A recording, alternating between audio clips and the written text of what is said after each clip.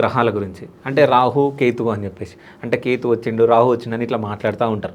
అంటే రాహు కేతువులు అంటే అసలు ఏంటి అసలు? అంటే ఒకవేళ అవి నిజంగా మన జీవితం మీద ఆధారపడి ఉంటాయా? అంటే భయం పడుతూ ఉంటారు రాహు కేతువు అనగానే. అసలు ఏంది అసలు ఈ రెండింటి గురించి చెప్పండి. దీనికి చెప్పాలంటే క్షీరసాగర మదనం అమృతం వచ్చి అమృతం ఏర్పడేటప్పుడు క్షీరసాగర మదనం ఉంటుంది. మన లాస్ట్కు ధన్వంతరి తర్వాత అమృతం వస్తుంది. వచ్చిన తర్వాత ఈ అమృతాన్ని ఏం చేయాలి? శ్రీ మహావిష్ణువు ఏం చేస్తాడు? ఈ అమృతాన్ని రాక్షసులకు పోయకూడదు, మోహిని రూపం దాల్స్తాడు ఆయన. మాయా రూపం, మోహిని రూపం దాల్చి దేవుళ్ళకు ముందే చెప్తాడు.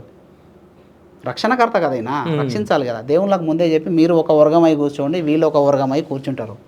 నేను మోహిని రూపంలో వచ్చి ఈ అమృతాన్ని పంచుతా, ఇద్దరికి పంచాలి కదా, పంచుతా. అసలైన అమృతం ఏమో దేవుళ్ళకు పంచుతుంటాడు. కొంచెం డమ్మి అమృతాన్ని సృష్టించి అది రాక్షసులకు పంచుతుంటాడు. ఎవరు? విష్ణువు మాయ మోహిని రూపంలో ఇట్లా పంచుతున్నప్పుడు శుక్రుని సలహా మేరకు రాహువుకు తెలిసిపోతుంది ఇది. ఓహో, మాయ రూపంలో వచ్చింది మోహిని ఎవరో కాదు, ఈయన విష్ణువే. అసలైనటువంటి అమృతానేమో దేవుళ్ళకు వస్తుండు, మా రాక్షసులకు ఏందో. రాహు అంటే రాక్షసుడు అనమాట. చెప్తే అప్పుడు రాహు అబ్జర్వ్ చేసి ఏం చేస్తాడు? ఓహో, మాయా రూపంలో అంటే ఈ మాయామోహిని రూపంలో వచ్చింది విష్ణువా, ఇది జరుగుతుందా అని చెప్పేసి ఆయన రూపం మార్చుకొని ఏం చేస్తాడు? దేవుళ్ళ వర్గంలో వచ్చి కూర్చుంటాడు. ఆయన కూర్చుంటుంటే ఇంకా విష్ణువు అమృతం పోస్తుంటాడు, ఒరిజినల్ అమృతాన్ని పోస్తూ ఉంటాడు.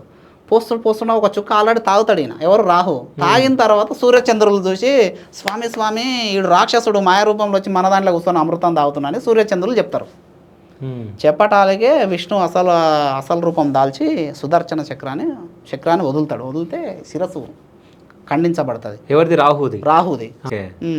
అట్లా బాగా చూడు. అందుకనే రాహు దోషం ఉన్న వాళ్ళకు పెయిన్స్ ఎక్కువ ఉంటాయి, హార్ట్ సమస్యలు ఉంటాయి, శరీరం తుల్లిపోతుంటాయి. ఎందుకంటే ఆ శరీరం అనేది ఎక్కడది అనుకున్నావు? తల మాత్రం మనిషిదే, ఈ శరీరం మాత్రం సర్పాంది అక్కడ.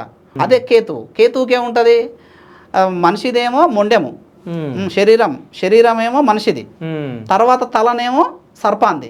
ఈ కేతు దోషం ఉన్న వాళ్ళకి ఏమంటారు? హెడ్ఏక్ రావటం, అలా మైండ్ వాళ్ళు ఏం మాట్లాడతారో వాళ్ళకే తెలియదు. కేతు దోషం ఉన్న వాళ్ళకు మైండ్ పనిచేయదు, వాళ్ళకు ఈ తలకు సంబంధించిన వ్యాధులు వస్తూ ఉంటాయి. అందుకనే కేతు దోషం ఉన్న వాళ్ళకి యాక్సిడెంట్లు ఎక్కువ అవుతుండే, రాహు కేతు ఉన్న వాళ్ళకు కూడా. అట్లా ఇది వీళ్ళు రాక్షసు నుంచి ఏర్పడినటువంటి ఒక గ్రహం. ఈ 2 గ్రహాలు, ఒకరి నుంచి 2 గ్రహాలు ఏర్పడ్డాయి.